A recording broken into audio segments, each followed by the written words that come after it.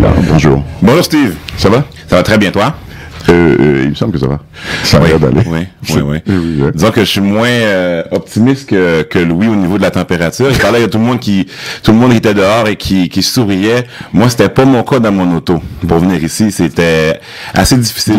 Oui. Dû à quoi? Parce que on commence les déneigeurs.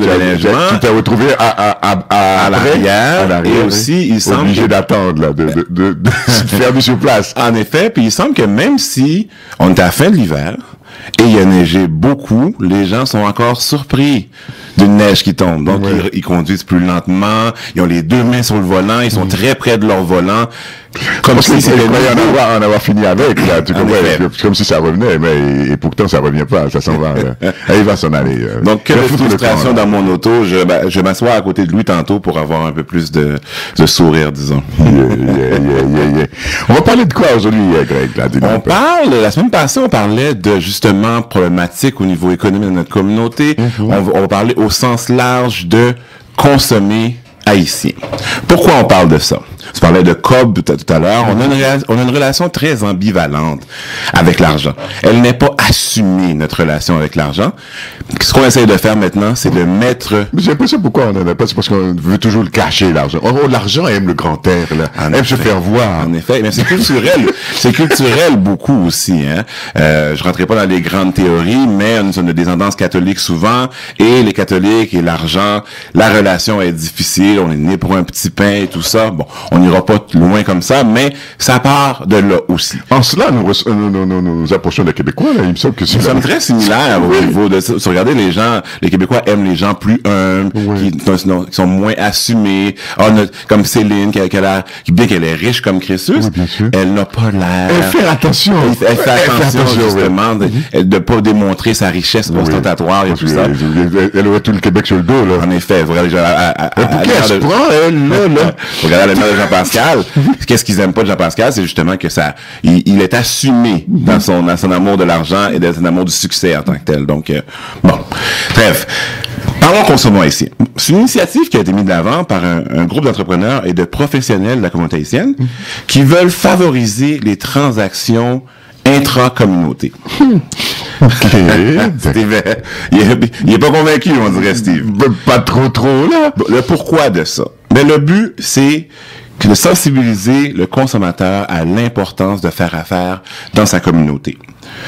En créole, on dit business plan, c'est pas ce qui aurait dû être tout à fait naturel. En effet. Habituellement, dans les communautés, je vous dirais, qui ont du succès, on n'a pas à faire de campagne, de promotion de produits de leur communauté. Vous regardez, même, il y a une étude de la BDC qui dit que les Canadiens sont prêts à payer 30% plus cher pour avoir des produits locaux. Tandis que nous, c'est le contraire. Nous, il faut faire une campagne de promotion de nos produits, de nos entrepreneurs, puis tout ça. C'est un projet pilote.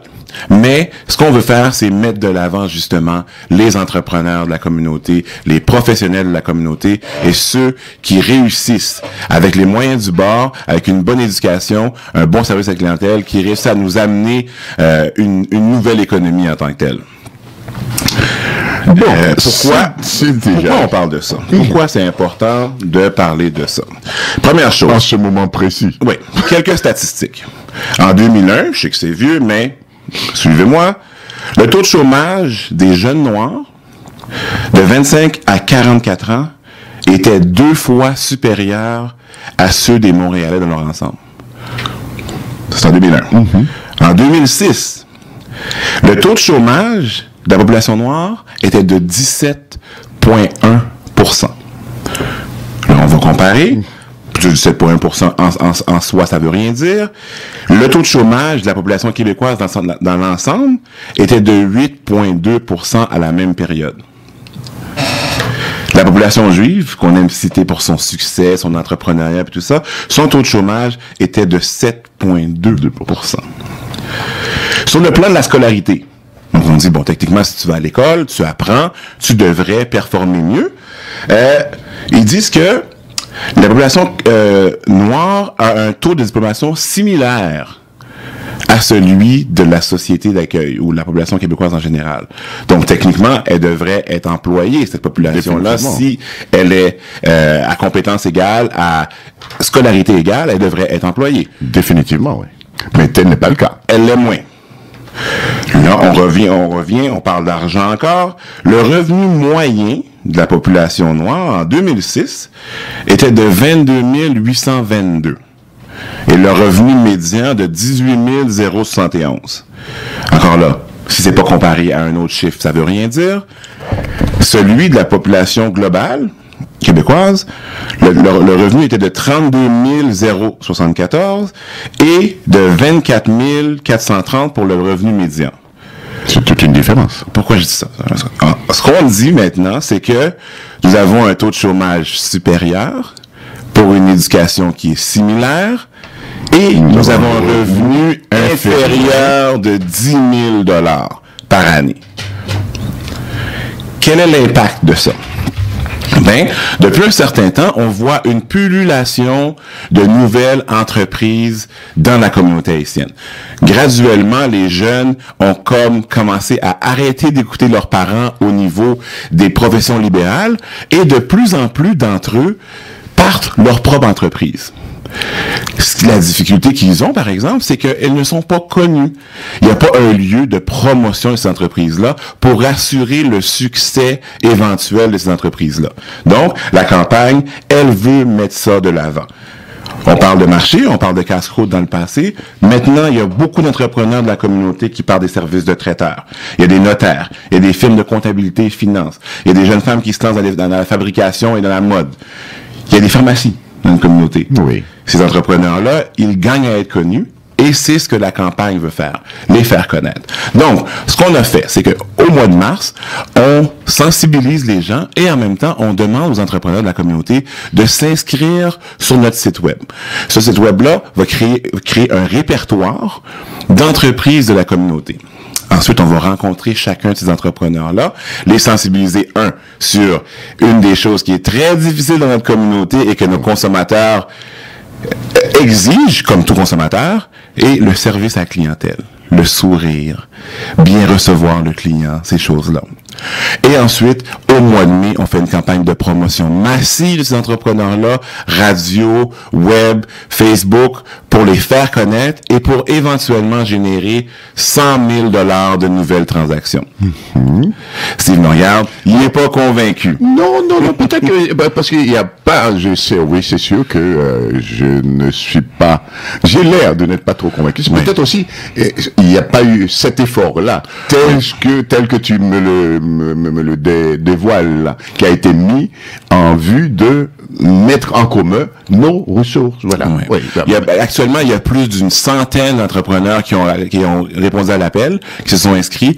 On en veut plus. On veut les commerçants, les gens qui sont moins sur le web. Donc, c'est pour ça qu'on fait une campagne massive à la radio pour leur dire de s'inscrire au site parce qu'on veut les mettre de l'avant. On va pas seulement mettre de l'avant la nouvelle économie, mais ceux qui ont, les pionniers en tant que tels, qui ont bûché, qui ont travaillé fort pour justement envoyer leurs enfants à l'école et tout ça et nous faire comprendre que l'entrepreneuriat pouvait être une belle avenue au niveau carrière.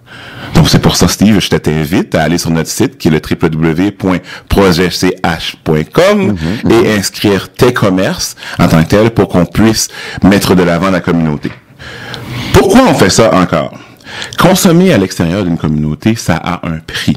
Nous, on pense que ça n'a pas de prix. Oui. Ça a un prix. Ça fait que les entreprises de la communauté ne progressent pas. Ça fait que, éventuellement, quand nos enfants viennent plus vieux, ils veulent un stage dans une entreprise, il n'y a pas une entreprise de notre communauté qui est en mesure de leur offrir un stage.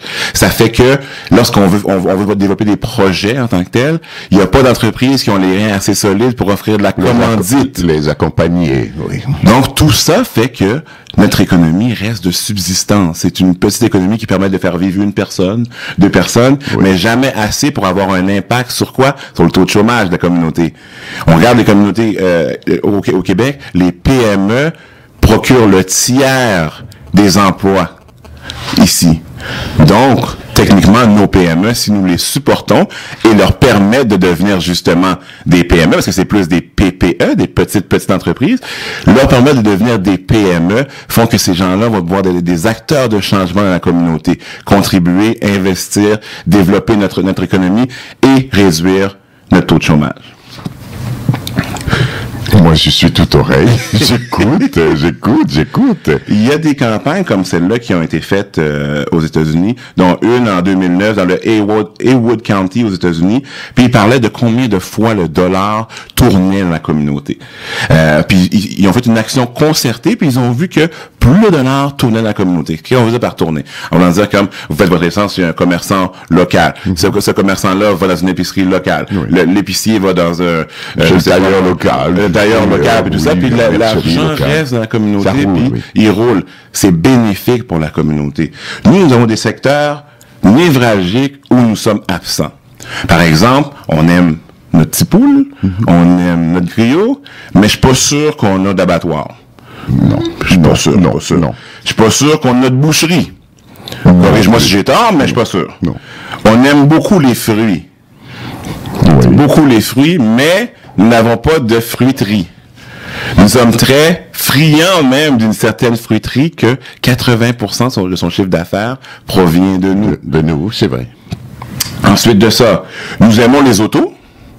On n'a pas beaucoup de concessionnaires. On a peut-être une. Est-ce qu'il y en a? Je sais qu'il y a des gens qui vendent des autos usagées. Mais des concessionnaires, je suis pas sûr. Non. Et qu'est-ce qui fait fonctionner une auto? C'est l'essence.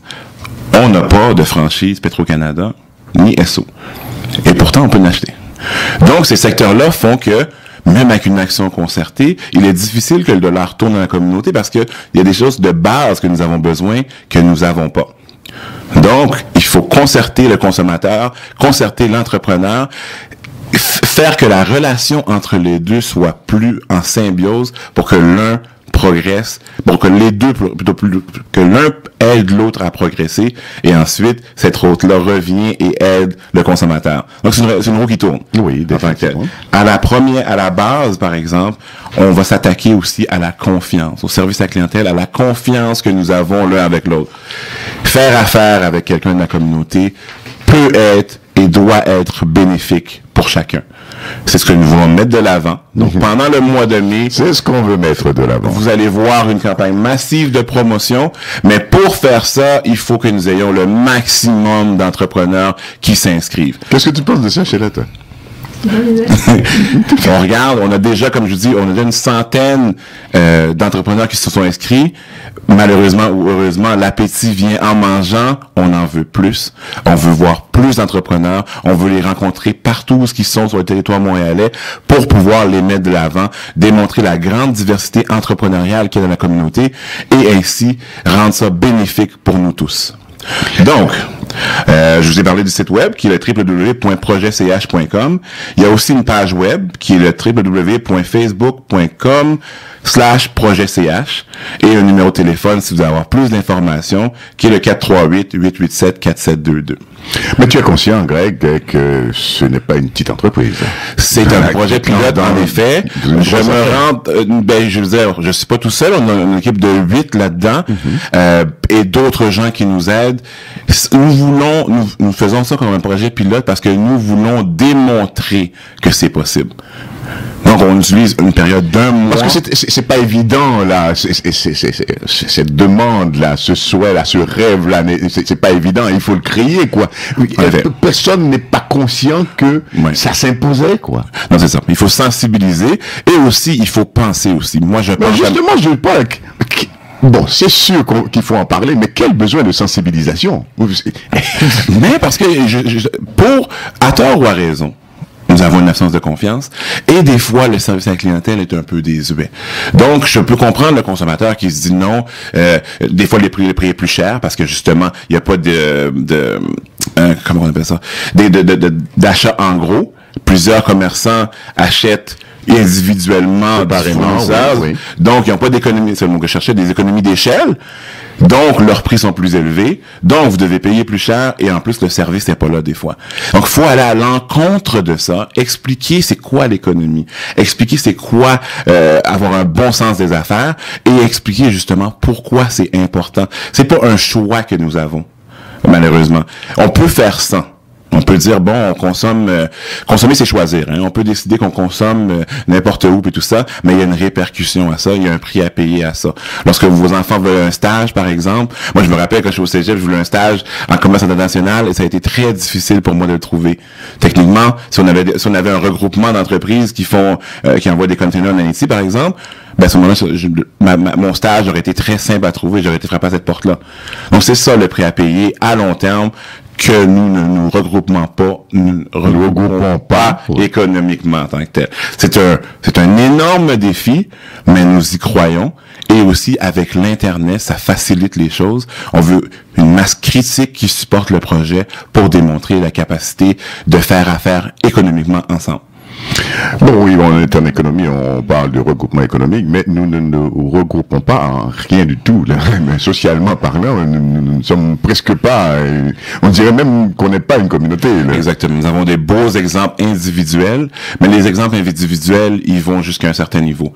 Un exemple individuel ne crée pas d'institution, par exemple. Un exemple individuel ne lègue rien. Par rapport à ses enfants peut-être, mais il ne lègue pas d'institution, il ne lègue pas d'entreprise majeure en tant que telle. Et c'est ça qu'il nous faut, parce que on peut avoir des gens qui sont calés dans tous les domaines d'activité, si c'est seulement eux individuellement qui performent, et il n'y a pas de répercussions au niveau de la communauté, ben on va avoir encore des études dans 20 ans qui vont dire que notre revenu moyen est inférieur de 10 000 $ à celui de la majorité. Peut-être même ça peut empirer, là. Oui, en effet.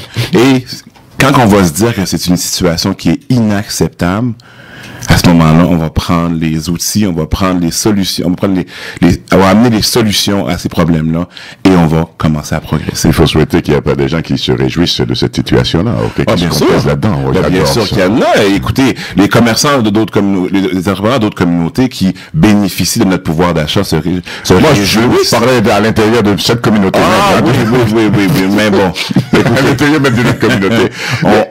Les forces vives. Il faut pas avoir peur de le dire, là. Non, en effet, mais en même temps, Steve, ce que l'histoire nous démontre, c'est que c'est jamais tout le monde qui sont d'accord. Oui. Il faut seulement une masse critique pour amener un changement.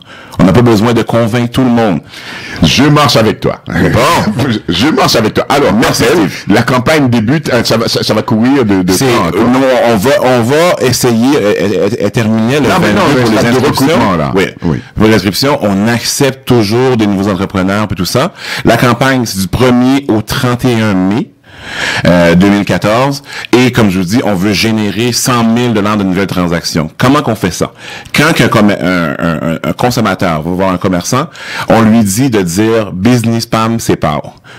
C'est comme le slogan de ralliement, mais en même temps, ça fait que le commerçant sait que cet individu-là vient pour la première fois me voir, donc je dois comptabiliser la transaction.